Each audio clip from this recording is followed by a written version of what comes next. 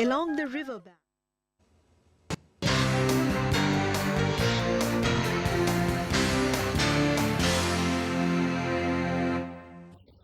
Good evening and welcome to Express News with me, Deepika, your daily half-an-hour window that brings you all the latest news and updates from the country and the world in just 30 minutes. Let's begin.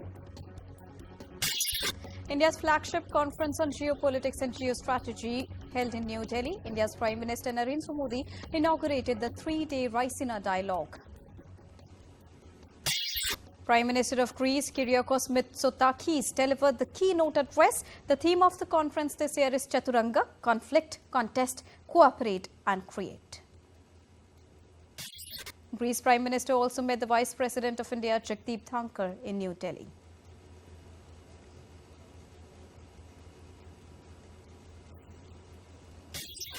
Earlier in the day, India's External Affairs Minister Dr. S. Jaishankar called on the visiting Prime Minister of Greece in New Delhi. The leaders discussed the ways to strengthen the strategic partnership between the two nations. India's Prime Minister Narendra Modi also welcomed his Greek counterpart at Rashtrapati Bhavan in New Delhi on Wednesday. The Greek Prime Minister, who is on a two-day state visit to India, was accorded a ceremonial welcome at the forecourt of the venue. After receiving the ceremonial welcome, the Greek Prime Minister said the strategic partnership with India holds a significant importance for Greece. Mitsotakis, accompanied with his wife Mariva Mitsotakis, also laid a wreath at the Rajghat and paid tribute to Mahatma Gandhi. Indian Prime Minister Narendra Modi extended a warm welcome to visiting dignitary, the Prime Minister of the Hellenic Republic, Kyriakos Mitsotakis, at the Hyderabad House in New Delhi. The two leaders held a productive delegation-level talks during which productive discussions were held to enhance cooperation across various sectors and strengthen India-Greece civilizational bonds. The two countries have formed a working group on cybersecurity, maritime security, counter-terrorism cooperation and people-to-people contacts. Prime Minister Narendra Modi and his Greek counterpart stressed that dialogue and diplomacy are significant to resolve conflicts. At the meeting, Prime Minister Narendra Modi welcomed Greece's interests in the Indo-Pacific.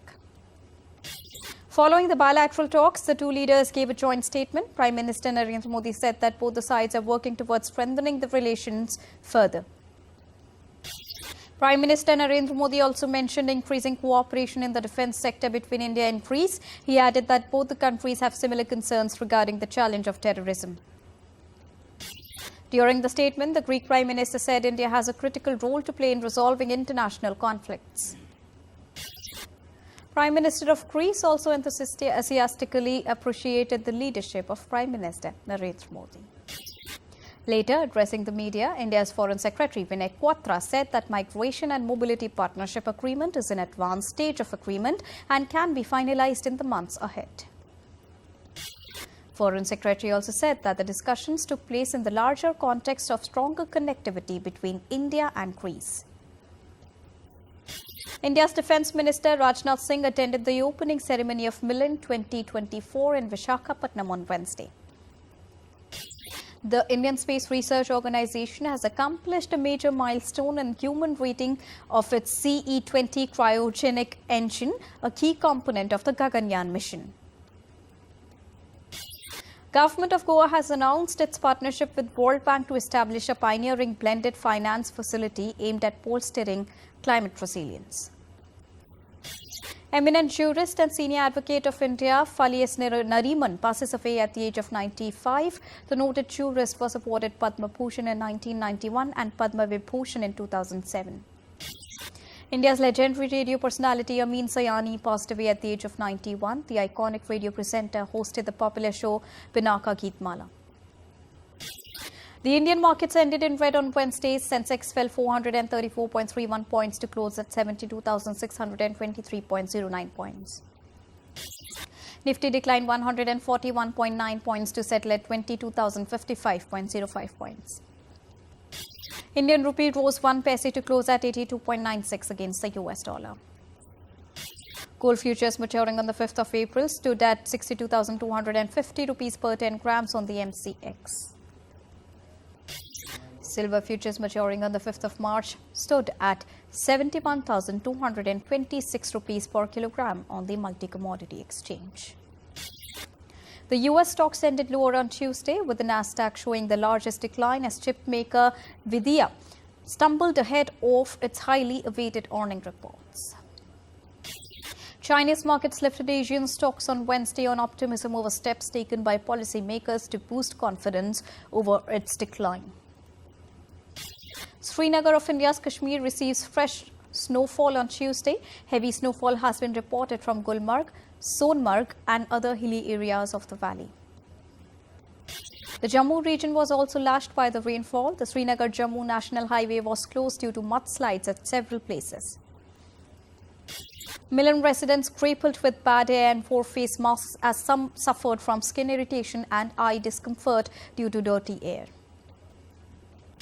European Council agreed to revise its air quality directives, which aims to reach zero pollution by 2050.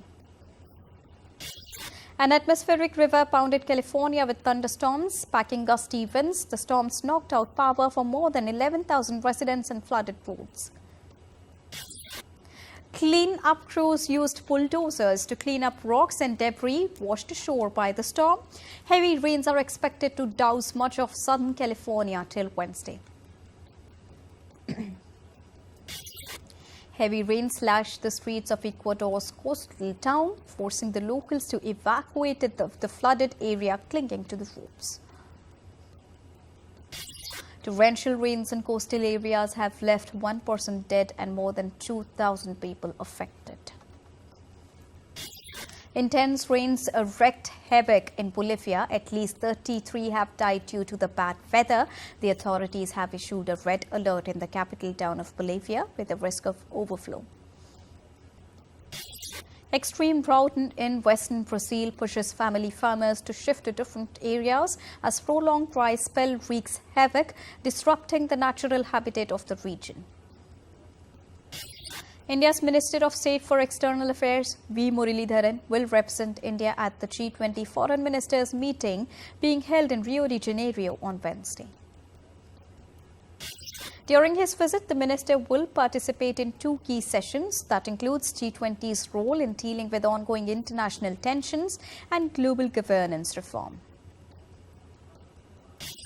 U.S. Secretary of State Antony Blinken arrived in Brazil to attend the G20 Foreign Ministers meeting.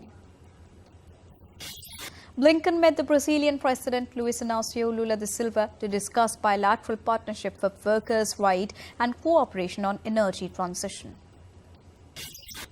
Pakistan's two major parties have finally reached an agreement to form a coalition government. Pakistan People Party's chairman Bilawal Bhutto Zardari announced on Tuesday that Pakistan Muslim League Nawaz President Shehbaz Sharif would be the coalition's candidate for Prime Minister. China-Taiwan relations are on a further strain after Taiwan's Coast Guard on Tuesday drove away a Chinese Coast Guard boat that entered waters near its sensitive frontline islands. The United States wielded its veto power once more at the Security Council on Tuesday, blocking a ceasefire resolution proposed by Algeria. US asserted that the proposed resolution from Algeria could jeopardize delicate negotiations in Cairo, working towards a sustainable peace. The United States on Wednesday urged the International Court of Justice not to order unconditional withdrawal of Israeli forces from Palestinian territories.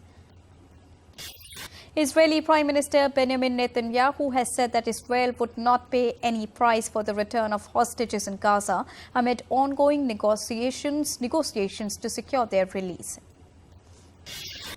Yemen's Houthi group said on Tuesday that they had launched a missile attack against an Israeli ship in the Gulf of Aden.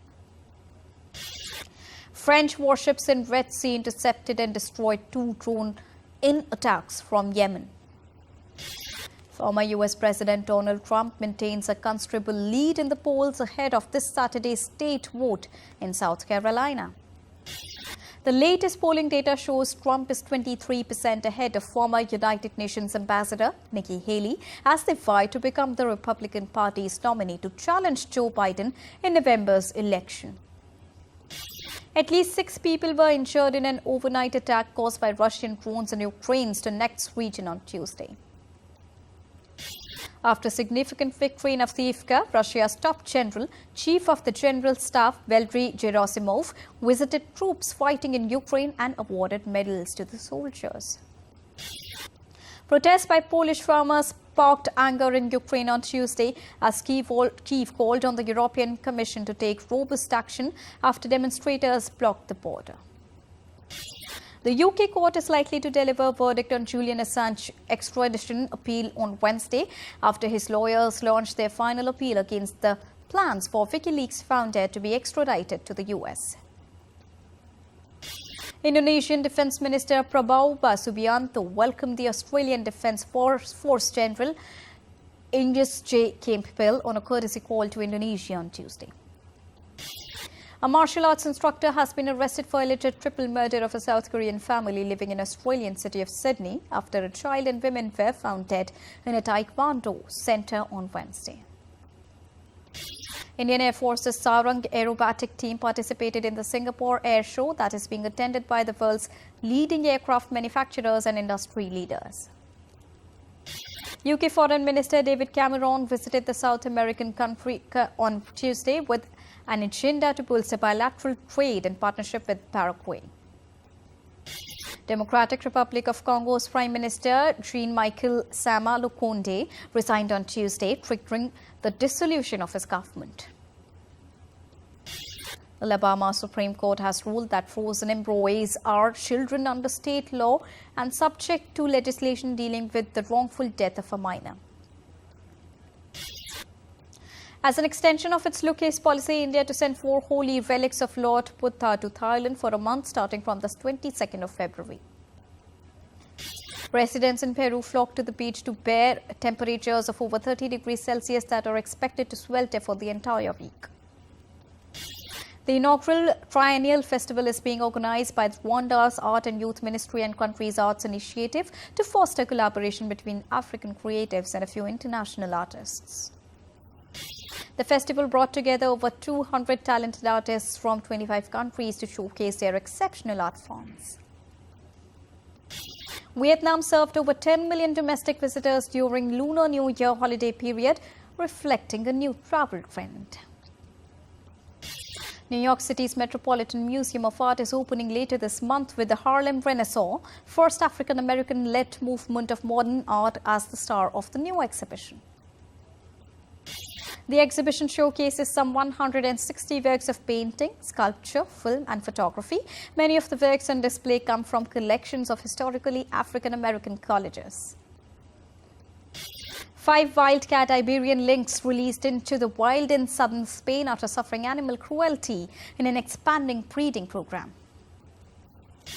In order to be classified as non-endangered, the population needs to exceed at least 3,000, including 750 breeding females. A ship carrying 19,000 cattle docked in Cape Town harbour since Sunday. Residents soon raised complaints of nauseating stench emanating from it. The prolonged spell of bad odor could cause major skin and internal infections to the animals. 3 animals were found already dead when they boarded the ship. A public awareness campaign called Kaj Yatra has been taken up by the Forest Department in India's Chhattisgarh to prevent human-elephant conflict. The campaign is a sensitization drive to create awareness amongst children and general public about human-elephant conflicts and precautions required to prevent it. On the occasion of International Mother Language Day today, the United Nations highlighted the importance of multilingual education for inclusive learning and conservation of indigenous languages. Nigeria has introduced a policy permitting local language instruction in schools to enhance comprehension and preserve mother tongues. Thousands of Taylor Swift fans lined up for hours on Wednesday to buy her merchandise, days ahead of the pop star's first Sydney concert. Austrian filmmakers presented their nominated films at the 74th Berlin Film Festival. The Devil's Bath, produced by Austrian Auteur, is one of the 20 titles vying for the top Golden Bear prize at this year's Berlinale. American filmmaker Martin Scorsese won the Berlin Film Festival's Lifetime Achievement Award weeks before his latest movie selected in Oscars with over 10 nominations. Japanese rock pianist and drummer Yoshiki debuted his fashion brand Maison Yoshiki Paris at the Milan Fashion Week, featuring over 30 looks of glamorous and genderless designs. Celebrated Hollywood director Ethan Coen made his directorial debut as solo director with new movie called Drive Away Dolls. The cast of comedy thriller embarked for film's premiere in New York on Tuesday. Indian actor Tripti Dimri replaces Kiara Advani in Karthik Aaryan's horror comedy called Bhool Bhulaiya 3. The film is set to release on Diwali this year. Sandeep Reddy Vanga wins Best Director for Animal and Jawan wins Best Film at Dadasaheb Phalke International Film Festival Awards held in Mumbai. Actor Shah Rukh Khan won the Best Actor Award for Jawan and Rani Mukherjee won Best Actress for Mrs. Chatterjee vs. Norway at Dadasaheb Phalke International Film Festival Awards. Indian actress Anushka Sharma and Virat Kohli welcomed their son on Thursday. The duo took to the Instagram platform to announce the arrival of their little one. The 58th Jnanpith Award for the year 2023 is all set to be awarded to Indian singers Swami Rambhadracharya for Sanskrit and Sri Gulzar for Urdu. Australia pulled off a thrilling last ball victory over New Zealand in the first T20 International at the Sky Stadium in Wellington on Wednesday. The BCCI on Tuesday confirmed Jasprit Bumrah's release from the Indian squad, including KL Rahul being ruled out for the fourth test against England in Ranchi. According to reports, Rishabh Pant looks all set for his much-awaited return in the upcoming season of IPL as the India wicket-keeper batter participated in a warm-up game in Allur near Bengaluru. In tennis, world number 2, Carlos Alcaraz retired from Rio Open first round after sustaining an ankle injury in the opening game against wildcard Diego Monteiro. A late goal from substitute Marco gave Inter Milan a 1-0 home victory after a tough battle with Atletico Madrid in the first leg of their Champions League last 16 tie on Tuesday. Daniel Mullen scored a superb goal against his former side, but a second-half penalty from Luke de Jong earned a 1-1 draw for PSV Eindhoven in the first leg of their Champions League last 16 tie against Borussia Dortmund at Philips-Stadion on Tuesday. Arsenal will face Porto in the first leg of the Champions League on Wednesday. Napoli caretaker coach Francisco is upbeat about his side's chances as they hit the reset button on their season when they face Barcelona in the Champions League on Wednesday. German football club Bayern Munich on Wednesday announced the end of their collaboration with coach Thomas Tuchel after the end of the current season, despite a contract that was active till 2025. And FIFA World Cup winner Andreas Brehme, whose late penalty in the 1990 finale against Argentina in Italy handed Germany their third World Cup title, passed away at the age of 63. And with this, it's a wrap here on Express News for now, but news and updates will continue here on DD India. So don't go anywhere, keep watching and keep tracking DD India for all latest news and updates from the country and the world. Thank you so much for joining us right now. Namaskar.